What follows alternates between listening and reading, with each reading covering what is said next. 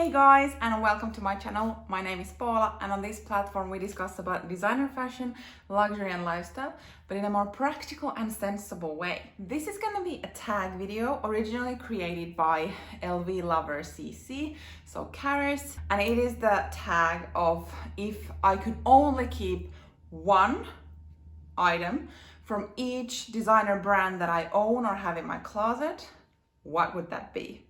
And I was tagged by the fabulous and so warm, lovely, she has an amazing collection. So Cláudia Kalkbrenner.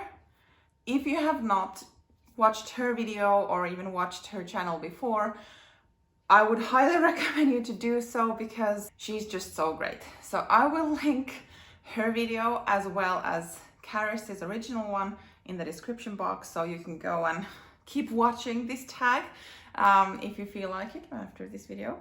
But yeah, in general, I have, let's say, 11 brands plus 2.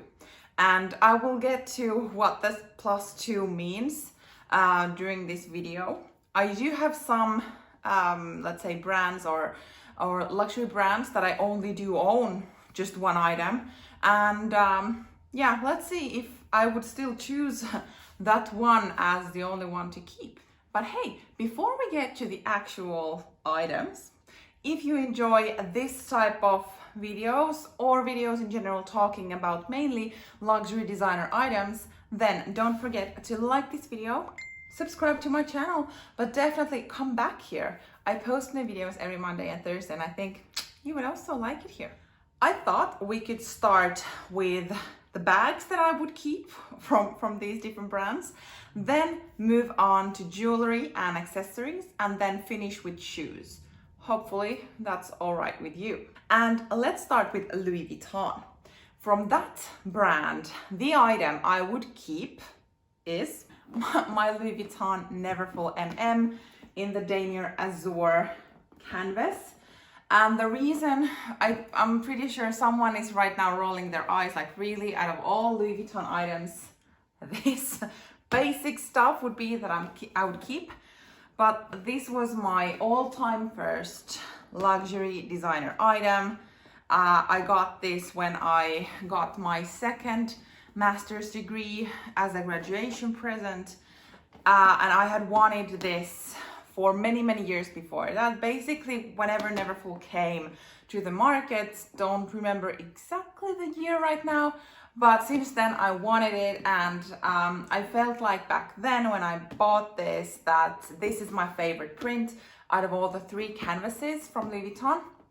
I'm still kind of agreeing with that.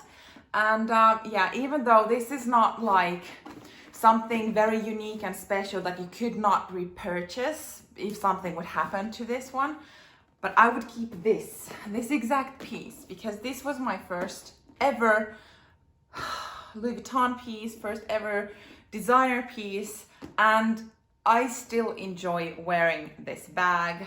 I love it. It is basic. Who cares? You can still love basic stuff, right? I don't know what I'm talking about.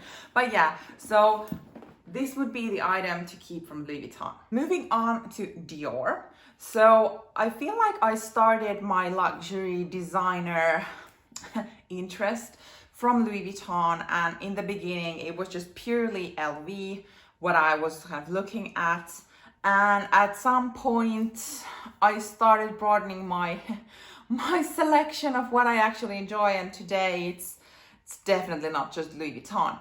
But Dior has been something I have been admiring, and really, their pieces are amazing. The quality, the customer service, let's not go there. But yeah, so with Dior, I have managed to get a few pieces into my collection, and I feel like even though I love Dior and all that I have from Dior, this was a no-brainer. So I would absolutely keep my first Lady Dior bag that I managed to get for my 30th birthday a couple of years ago. So it's a vintage Lady Dior in this kind of dark blue, maybe navy patent leather. It's in the medium size, It is from 97, if I remember from the date code correctly. But like absolutely, I would keep this one out of all of my Dior collection, like bags, accessories, I don't know, jewelry or whatever. This would be the item to keep. I love this. I think the Lady Dior is like the most beautiful handbag ever made. This is my opinion. I love the shape. I love the ladylike, the elegance, like everything that is this bag. And I can't believe that I managed to get one, because I feel like the price new from the store is crazy right now, and it was when I got this one. But as this is a vintage piece, I managed to get this with a really, really good price. So absolutely, it would be my Lady Dior. Moving on to Saint Laurent. So I do have a couple of pieces from that fashion house, and this was also kind of an easy pick. If you have watched my channel, you probably guessed it, because this what I've been all over. So it is my Saint Laurent monogram clutch. Oh my god, it's just perfection. The price point of this is amazing. It's probably approximately same size as a walk, would be my guess. I haven't measured. It fits a lot. So I have some videos here, shameless plug. I will link if you want to look more thoroughly what this actually fits and all of that. I wear this as a crossbody bag. So I have a chain here, but it basically is a wristlet. But like this is amazing. So I would definitely keep this from Saint Laurent. Now moving on to Prada. Also kind of an easy peasy. This is the only item I own from Prada.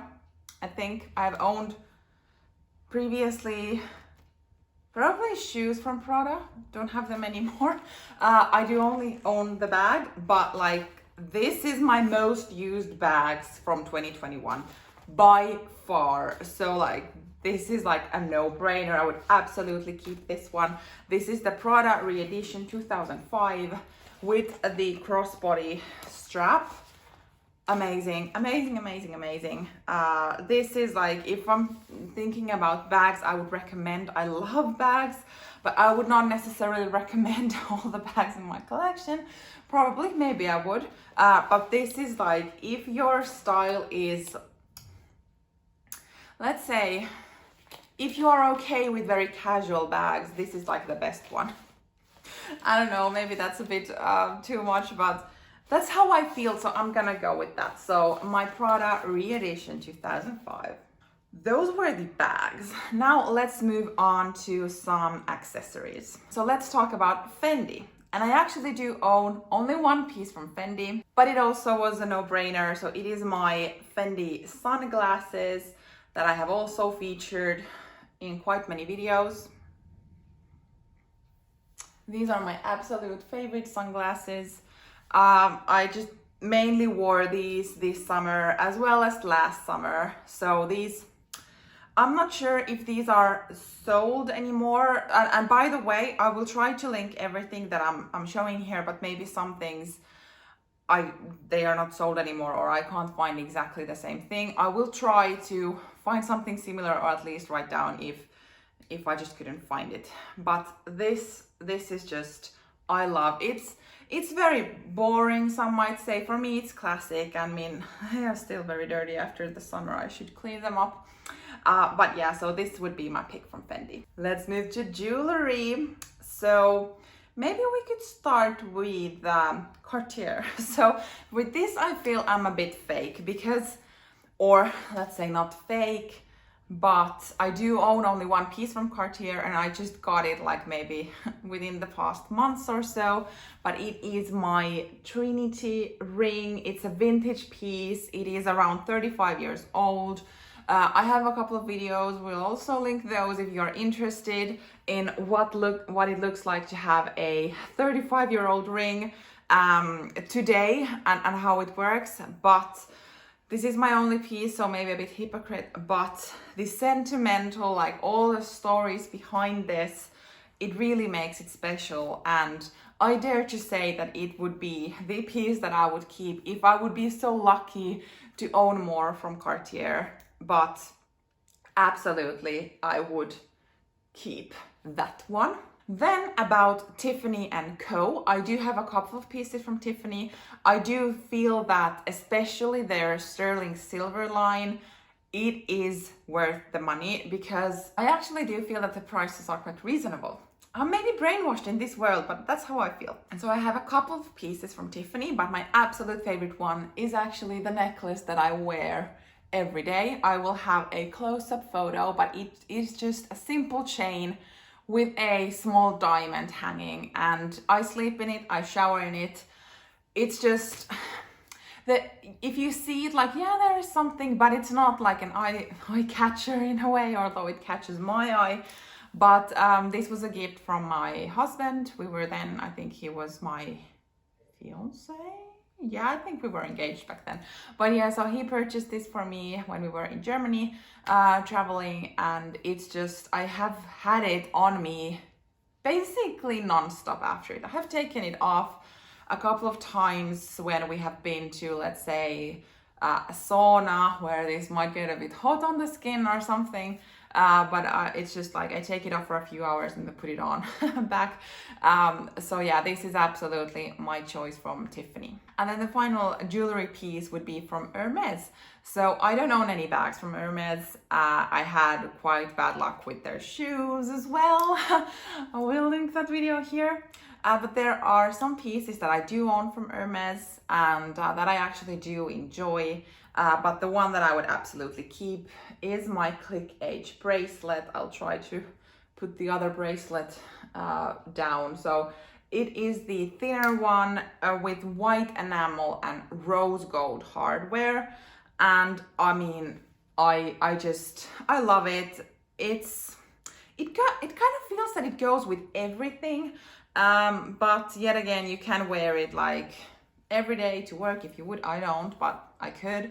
Then to evenings, and yeah, it's just amazing. And this was also a gift from my then fiance. No, we were already married. So from my husband when we were also traveling, and this was my, I think, birthday present from him that year. I think so. So yeah, I mean, I love this, and this is also a piece I feel like I have wanted or had wanted for many years before I got it, but I still felt like, can I put that type of money on costume jewelry? But with this, I don't even have scratches on this, which is amazing since I'm quite clumsy. But yeah, that would be my piece from Hermes. Let's move on to shoes, and we could start by Jimmy Choo. I think, like, for my feet, Jimmy Choo, from all the designer shoemakers, I haven't obviously tested all of them, but the ones that I have tested, Jimmy Choo has the best fit for my feet. So absolutely, this was kind of difficult to choose because I do have a few pairs from Jimmy Choo, and I do plan on buying more because they just work for me. But the shoes that I still ended up picking would be my wedding shoes. So maybe not the most traditional one, but I just loved the color. It just popped nicely under my dress. And it had a comfortable heel. I could wear these for, I think, like 10 to 12 hours. I was on these, no blisters, no rubbing, like nothing. Super comfortable. And this I would keep for sentimental reasons. This is not my most used shoes from Jimmy Choo, obviously, but this would be my pick. Then let's move on to Gucci. So I do only own this one pair from Gucci. No, I own a belt, but yeah, okay. Still, this was also a no-brainer. It is my Princeton mules, is it? These Gucci mules that were a hip cool thing a while back, but like, these are the most comfortable shoes ever.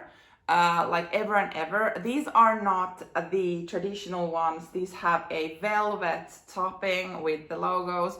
I am pretty sure these have been purchased from an outlet. I bought these secondhand what would I be?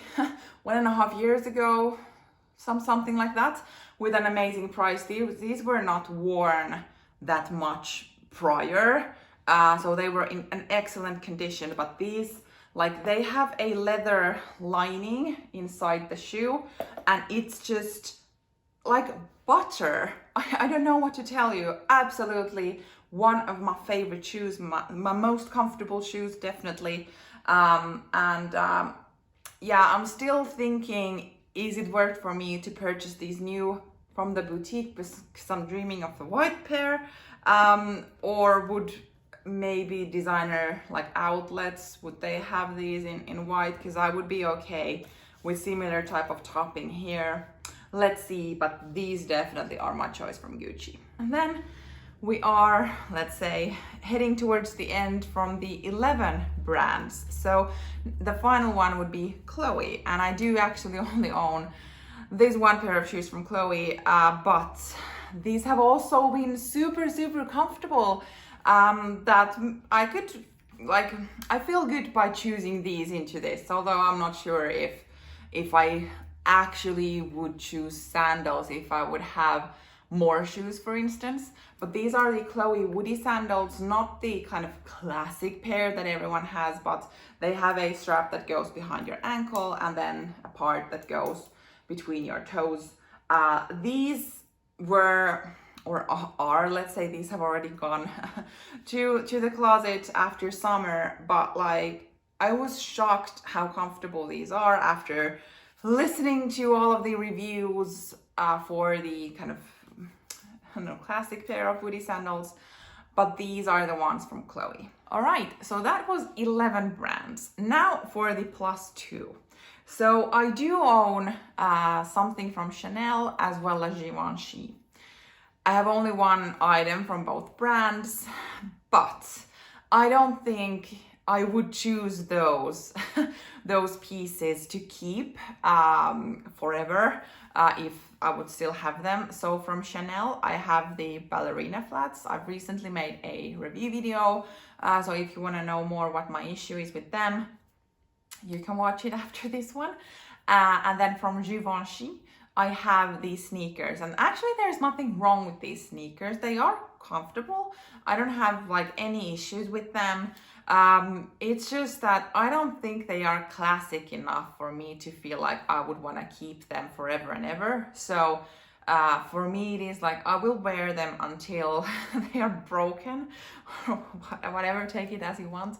But that's not something I would miss once they are kind of retired from me, in a way. And yeah, I don't know what to say. So maybe I don't like them that much that I would be all over them. Maybe it means that they are super comfortable, kind of classic, have a big brand whenever I feel like showing my logos or whatever.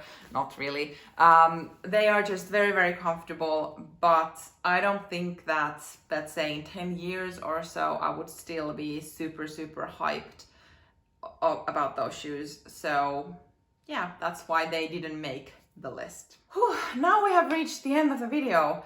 Those were my picks. If I could only choose one item from each of the luxury designer brand I have in my closet, I think this was a wonderful tag. And to be honest, it wasn't too difficult to choose the pieces here, which kind of gets me thinking, why do I need the other stuff that I have in my closet? Because there is clearly something I love more. But maybe that's a slippery slope and I shouldn't go there. But definitely something to think about. Do I need necessarily like tens of variations of something if I still prefer these? If you know what I mean. And especially with my Lady Dior, because I recently got another one. I bought it for my birthday because I am so excited of this bag, but I have been quite surprised, or I don't even know if surprise is the right word, but I was expecting to feel like that much excitement than what I had when I got this one. And now in the summer, when I managed to find a pre-owned Lady Dior in white, which was or still is like my dream. I think it looks stunning. It was in my thumbnail, so you might have seen it. I was kind of still expecting that I would feel the same amount of joy than when I got this one, but I didn't. And that got me thinking that is it because this was like, I don't want to use the word holy grail because, yeah. But this was my dream bag for so long. And once I finally got it, it's just been like amazing. So probably when I got the second one, it's just, there wasn't that much anticipation, excitement, because I already had one, if you understand what I mean. I'm not sure if I'm able to explain myself well, but that's just something that I was expecting to feel like bursting out of myself. Is that an expression? Let's not go there. But I was obviously like super happy and excited, but I was not as excited as with this one. So in a way, this video also is a bit dangerous, because if I would only keep this one, would I really need a yeah, this is bad. Let's move on to other topics. I don't want to realize in this video that I actually don't need the other one. So yeah, that was it. Hopefully you enjoyed. Thank you for watching, and see you in my next video. Bye.